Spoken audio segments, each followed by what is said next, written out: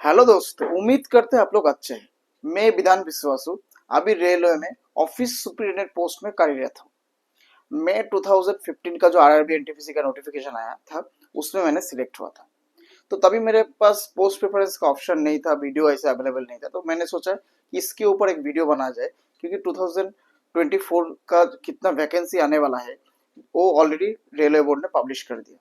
तो चलिए हम लोग देखते हैं कि कैसे पोस्ट प्रेफरेंस भरा जाता है, कैसे भरना भी चाहिए।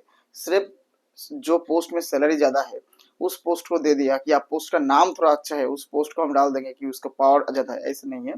एक्चुअली ऐसा पोस्ट को एनटीपीसी में चूज करना चाहिए जो पूरा लाइफ आपको बैलेंस जॉब दे, आपको उसमें फैमिली के साथ बैलेंस करने में बहुत अच्छा हो। चलिए तो उसके बारे में देखते हैं। तो आज जो उस वैकेंसी के बारे में डिक्लेयर हुआ है उसमें जो ग्रेजुएट लेवल का वैकेंसी है, उस ग्रेजुएट लेवल का वैकेंसी बोला है 8113 वैकेंसीज। और जो अंडर ग्रेजुएट है उसमें बोला है 3445 वैकेंसी के बारे में बोला है। लेकिन ये वैकेंसी कभी भी बढ़ भी सकती है, तो इसके बारे में टेंशन मत कीजिए। और जो ग्रेजुएट पोस्ट है उसकी को जो ऑनलाइन एप्लीकेशन होगा वो स्टार्ट होगा सितंबर 14 को, और जो अंडर ग्रेजुएट है उसको स्टार्ट होगा 21 सितंबर को। इसका मतलब पहले ग्रेजुएट पोस्ट के लिए एप्लीकेशन भरा जाएगा, उसके बाद अंडर ग्रेजुएट उसके बाद भरा जाएगा।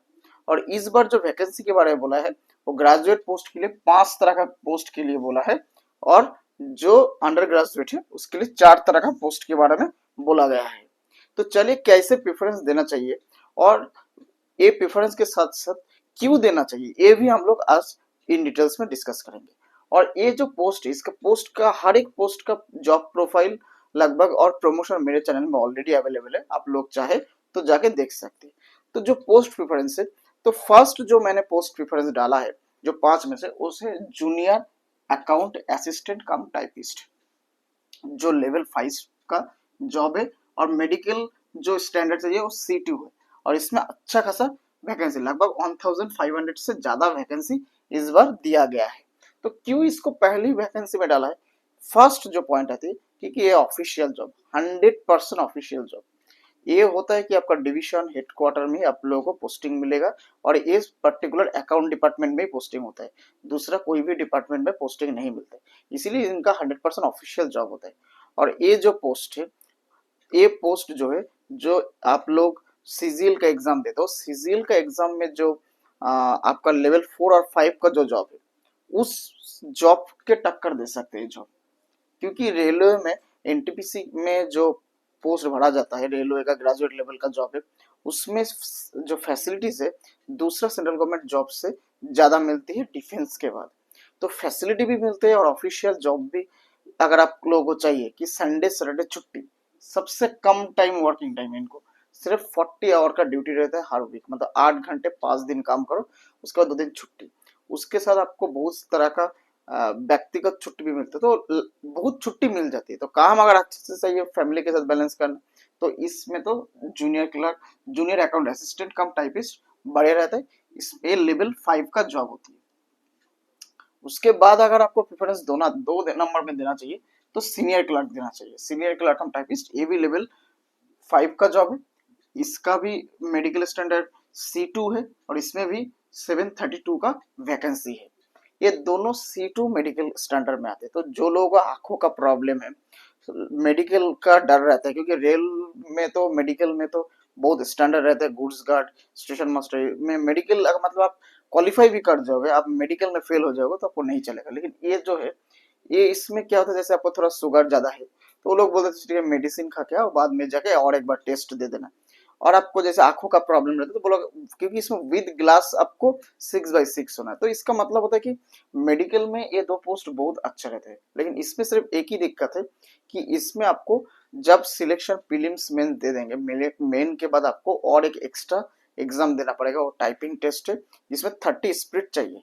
लेकिन आप लोग अगर इसमें सिलेक्ट हो जाते हो, या आप लोग अगर एनटीपीसी जब मेन दे दोगे, तो उसके बाद अगर आप लोग टाइपिंग प्रैक्टिस करेंगे 2 महीना मैक्सिमम, अगर आप 2 महीना हर दिन 2 घंटे करके करोगे तो 30 स्प्लिट ऑटोमेटिकली आ जाती है। क्योंकि मैं भी टाइपिंग देकर गया है तो इसके लिए मेरा नॉलेज है इसके बारे में। तो ये दो पोस्ट इसलिए टाइपिंग अगर आप लोग प्रैक्टिस करेंगे तो, और मेडिकल में अगर आपको लोग ये चाहिए तो बढ़िया रहेगा। दूसरा जो ये दोनों पोस्ट में रहता है कि ये दोनों पोस्ट है ऑफिशियल जॉब का। जो सीनियर क्लर्क कम टाइपिस्ट है इसमें 80 to 90% जॉब आपको ऑफिस में मिलेगा, डिवीजन हेडक्वार्टर में मिलेगा। 20-30% वो ओपन लाइन में वर्कशॉप में रहता है। मोस्ट ऑफ द टाइम इनका भी ज्यादातर टाइम 40 आवर का ड्यूटी रहता है हर वीक, और कुछ कुछ जगह 48 आवर्स। और सीनियर क्लर्क का क्या होता है, ये हर एक डिपार्टमेंट में रहता है। जैसे आपका कमर्शियल हो गया, ऑपरेटिंग डिपार्टमेंट हो गया, पर्सनल हो गया, हर एक डिपार्टमेंट में सीनियर क्लर्क कम टाइपिस्ट पोस्टेड होते हैं। तो आप लोग एनटीपी से सिलेक्ट होने के बाद कोई भी डिपार्टमेंट अलॉट हो सकता है। जैसे जूनियर अकाउंट सिर्फ अकाउंट डिपार्टमेंट में पोस्टेड होगा, लेकिन सीनियर क्लर्क ऐसा नहीं है, हर एक डिपार्टमेंट में जो ऑफिशियली काम रहता है उसके लिए इनको रिक्रूटमेंट किया जाता है।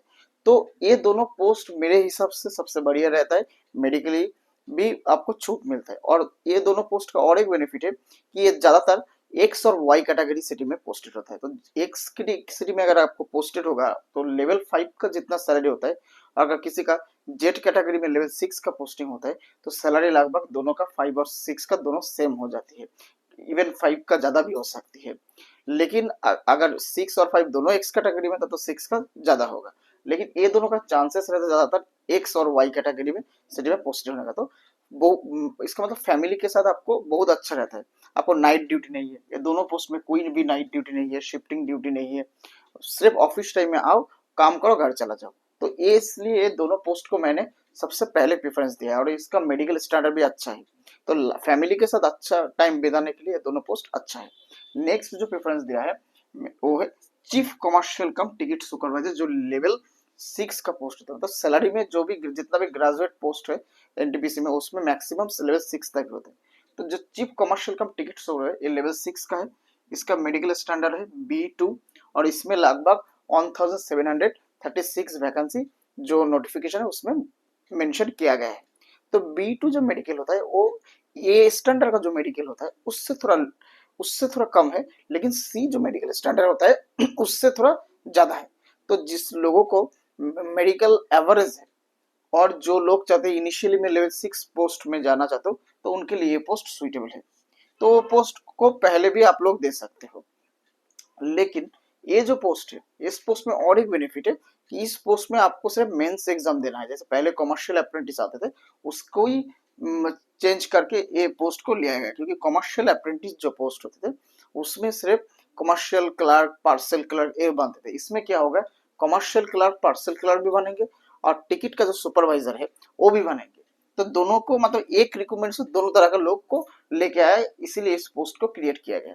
तो सैलरी में ये पोस्ट बहुत अच्छा है, लेकिन इस पोस्ट में आपको नाइट ड्यूटी रहेगा और आपको ज्यादातर ओपन लाइन में ड्यूटी रहेगा। मतलब 48 आवर का ड्यूटी पक्की है, और शिफ्टिंग ड्यूटी भी रह सकते, कभी रहेगा, कुछ पोस्ट में रहेगा, कुछ पोस्ट में नहीं रहेगा, ये आपका नसीब के ऊपर है। तो इसीलिए मैंने इसको 3rd नंबर पे रखा है, क्योंकि अगर आप पूरा लाइफ जॉब करेंगे तो उसमें आपको देखना चाहिए कि आपके जीवन के साथ कौन सा पोस्ट अच्छा जाती है। तो आपको अगर इनिशियली सैलरी ज्यादा चाहिए तो ये पोस्ट को आप फास्ट में दे सकते हो, नहीं तो ये जो दोपहर वाला पोस्ट है ये 2-3 साल के बाद लेवल 6 में ऑटोमेटिक आ जाती है। तो तब इनका सिर्फ 1-2 इंक्रीमेंट इनसे ज्यादा होगा, 3-4 हजार सैलरी ज्यादा होगा और 2-3 साल ज्यादा मिलेगा, इतना ही इनको एक्स्ट्रा फैसिलिटी मिलता है। बाकी सब तो इन लोगों को सेम मिलता है। लेकिन इनको अगर जिसको अगर मेडिकल में डर है तो उनको तो इसको तो नहीं देना चाहिए फर्स्ट में, क्योंकि लास्ट में जाकर अगर मेडिकल में अनफिट हो जाएगा तो नेक्स्ट कोई पोस्ट उसको देगा कि नहीं वो तो रेल डिसाइड करेगा। तो ये हो गया टोटल 3 पोस्ट। उसके बाद जो होता है बाकी जो है वो स्टेशन मास्टर है और गुड्स गार्ड है। ये दोनों A2 मेडिकल स्टैंडर्ड में आते हैं। मतलब जिन लोग ये प्रेफरेंस को पहले देना चाहते हो उन लोग पहले आपका आंखों का ट्रीटमेंट करा लीजिए या आंखों का चेकअप करा लीजिए कि आपका आंखों का कंडीशन कैसा है, उसके बाद इसको प्रेफरेंस दीजिए फर्स्ट में, नहीं तो लास्ट में दीजिए, सही रहेगा।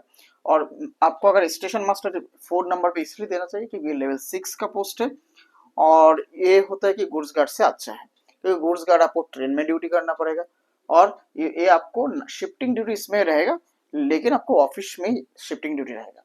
और ये हो गया आपका लेवल 6 का पोस्ट, तो इनिशियली सैलरी से ज्यादा मिलेगा। उसके बाद होता है गुड्स गार्ड जो या गुड्स ट्रेन मैनेजर, लेवल 5 का जॉब है। ये भी मेडिकल A2 है और इसमें बहुत इस बार वैकेंसी 3000 से अबव वैकेंसी आया है। तो जो भी ग्रेजुएट लेवल का पोस्ट है उसमें मेरे हिसाब से गुड्स गार्ड्स को सबसे लास्ट में देना चाहिए। लेकिन अगर आपको ये 3 पोस्ट दे दिया उसके बाद अगर आपको साइको का झमेला नहीं लेना है क्योंकि मेरे को साइको में डर है, तो ये पोस्ट को दे सकते हो क्योंकि इसमें एक साइको टेस्ट आपको देना पड़ेगा, लेकिन इस गुड्स गार्ड में नहीं देना पड़ेगा। और गुड्स गार्ड में सबसे ज्यादा सैलरी है क्योंकि उनको रनिंग अलाउंस बहुत मिलता है, लेकिन उनका जॉब एनटीपीसी का जितना भी ग्रेजुएट जॉब है सबसे हेक्टिक जॉब है क्योंकि उनका नाइट ड्यूटी करना पड़ता है, शिफ्टिंग ड्यूटी करना पड़ता है और उसके बाद उनका रिस्क भी बहुत रहता है, कभी भी बुला लेता है, छुट्टी वगैरह में मिलना बहुत मुश्किल है। इसीलिए मैंने बोला ये दोनों पोस्ट में छुट्टी वगैरह सब कुछ बहुत अच्छे से मिल जाते हैं, इसीलिए फैमिली को बैलेंस करना बहुत इजी हो जाती है। और ये दोनों पोस्ट एनटीपीसी का जितना सीजीएल का जितना भी लेवल 4 और 5 का पोस्ट है उसको टक्कर दे सकती है। अगर आप आएंगे तो आपको ये समझ आएगा क्योंकि अभी आप लोग नहीं आए हैं इसीलिए इसके बारे में आप लोगों को ज्यादा जानकारी नहीं है। तो जो भी जितना भी ग्रेजुएट लेवल का पोस्ट हो गया तो मैंने हिसाब से पहले जूनियर अकाउंट असिस्टेंट को देना चाहिए, बाद में सीनियर क्लर्क को देना चाहिए, थर्ड में चीफ कमर्शियल कम टिकट सुपरवाइजर देना है, 4 में आपको स्टेशन मास्टर पार्ट्स में घूस गार्ड देना है। लेकिन आपको अगर लगे कि सर नहीं मेरे को टाइपिंग नहीं आता है तब क्या करेंगे, तब आपको इसको फर्स्ट देना है, इसके बाद इसको 2, इसको 3, इसके बाद इसको 4, इसको पास में देना है। तो अगर मतलब आप चाहते हैं कि मेंस दे देंगे और लेवल 6 में पोस्ट में आना चाहते हैं तो इसको आप फर्स्ट प्रेफरेंस में दे सकते हो, लेकिन आपको ये ध्यान देना है इसका मेडिकल थोड़ा डिफिकल्ट है। और 2 है कि ये दोनों जो जॉब है जूनियर अकाउंटेंट और सीनियर क्लर्क ये दोनों इस जॉब से बेहतर है क्योंकि इसका ड्यूटी और कम रहता है, प्रमोशन अच्छा मिल जाती है और आपका ऑफिशियल ड्यूटी है। तो ये होगा टोटल ग्रेजुएट का पोस्ट प्रेफरेंस। जब आप अंडर ग्रेजुएट आएंगे उसमें आपको क्या देना है कि इसमें भी जैसे जो अकाउंट क्लर्क आती है लेवल 2 का इसको फर्स्ट प्रेफरेंस देना चाहिए क्योंकि अकाउंट क्लर्क से आप डायरेक्ट जेडब्ल्यू बन जाएंगे 3 से 4 साल में। इसका वीडियो ऑलरेडी मेरे चैनल में ऑलरेडी अवेलेबल है। और C2 का मेडिकल है क्योंकि रेलवे में मेडिकल बहुत अच्छी तरह से दिया जाता है। बहुत सारा मैंने एम्प्लॉय को देखा है, बहुत सारा कैंडिडेट को देखा है जो लास्ट में आके स्टेशन मास्टर, गुड्स गार्ड या ड्राइवर में जाके मेडिकल में अनफिट हो जाता है, उनका जॉब चला जाता है। तो इसीलिए ये दोनों पोस्ट अच्छा है। जूनियर अकाउंट क्लर्क के बाद जूनियर क्लर्क टाइम ये लेवल 2 का जॉब है, लेकिन इसका सबसे अच्छा है कि रेलवे में जितना मेडिकल स्टैंडर्ड सबसे कम देखा जाता है C2 और ये दोनों C2 में फॉल होती है। इसमें ग्लास लगा के भी आप मतलब चश्मा लगा के आपका 6/6 आने से हो जाती है और ये दोनों में वैकेंसी लगभग 1200 से ज्यादा है। तो अंडर ग्रेजुएट भरने के टाइम भी ये दोनों पोस्ट को फर्स्ट में अकाउंट क्लर्क को, बाद में जूनियर क्लर्क का टाइपिस्ट को देना चाहिए। लेकिन इसमें भी टाइपिंग है, तो जो लोग एनटीपीसी एग्जाम के लिए तैयारी करो मेंस के बाद मैं बोलूँ जिसका एग्जाम अच्छा हुआ है वो लोग टाइपिंग प्रैक्टिस करें अगर इसको फर्स्ट या सेकंड पेपर्स में दिया है। थर्ड में कमर्शियल कम टिकट क्लर्क को देना चाहिए, सेम जो चीफ कमर्शियल कम टिकट सुपरवाइजर है उसके अंडर में काम करती है। कभी ये जो कमर्शियल कम टिकट क्लर्क होती है या इनको छोटा पोर्शन का एक जगह का इंडिविजुअल रिस्पॉन्सिबिलिटी दिया जाता है, ये लेवल 3 का जॉब होती है। जो अंडर ग्रेजुएट जितना पोस्ट है उसमें सिर्फ इसको ही लेवल 3 का जॉब है, लेकिन इसका सेम है कि मेडिकल स्टैंडर्ड होता है B2, थोड़ा टफ है और इसमें बहुत ज्यादा वैकेंसी है, 2000 से भी ज्यादा वैकेंसी है। बाद में ट्रेन क्लर्क सबसे लास्ट में देना चाहिए, ये लेवल 2 का जॉब है। और इसमें सबसे बढ़िया एक ही इसमें A3 मतलब ए स्टैंडर्ड का मेडिकल फिटनेस चाहिए, मतलब मेडिकल क्राइटेरिया इसमें थोड़ा ज्यादा चाहिए और ये सिर्फ 72 का वैकेंसी है। तो इसको सबसे लास्ट में देना है अंडर ग्रेजुएट में। और अगर आपको चाहिए कि अंडर ग्रेजुएट में टाइपिंग नहीं आती तो इसको पहले देना चाहिए। हम मैं टाइपिंग का झमेला में नहीं जानता, लेकिन टाइपिंग है तो पहले ये दोनों डेफिनेटली देना चाहिए, तो आपको इन फ्यूचर बहुत अच्छा होगा। तो ये टोटल था आरआरबी एनटीपीसी का पोस्ट प्रेफरेंस। तो और कुछ भी आपको इसके रिगार्डिंग जानना है तो मेरे को कमेंट करके बताइएगा।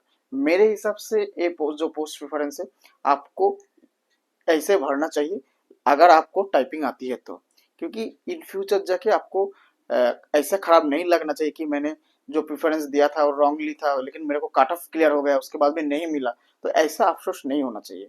तो ऐसा अफसोस होता है तो पूरा लाइफ टाइम आपको, क्योंकि आप एग्जाम का तैयारी तो 2-3 साल में कर लेते हो लेकिन जॉब आपको 30 या 35 ईयर्स करना पड़ेगा। तो उस जॉब में अगर आप खुश नहीं रहोगे तो आपको अच्छा नहीं लगेगा। अभी लगता है कि एक जॉब मिल जाएगा ज्यादा सैलरी वाला, लेकिन बाद में आता है कि नहीं, कौन सा जॉब सैलरी के साथ साथ भी बहुत सारा फैसिलिटीज जो होती है, लाइफ स्टाइल जो होता है, वर्किंग कंडीशन जो होती है, ये सब बाद में हमारा दिमाग में आती है। तो क्योंकि मैं ऑलरेडी रेलवे में जॉब करती हूँ तो इसके बारे में मेरा एक बेसिक नॉलेज है इसीलिए मैंने बोला कि ऐसे प्रेफरेंस आप लोगों को देना चाहिए, तो आप लोगों को अच्छा रहेगा। तो ये था टोटल मेरा पोस्ट प्रेफरेंस के डिटेल्स। इसके रिगार्डिंग आपको और कुछ भी जानना है तो मेरे को प्लीज लाइक कमेंट करके बताइएगा। और आपको ये वीडियो अगर अच्छा लगे तो प्लीज लाइक शेयर और सब्सक्राइब कीजिए। Thank you.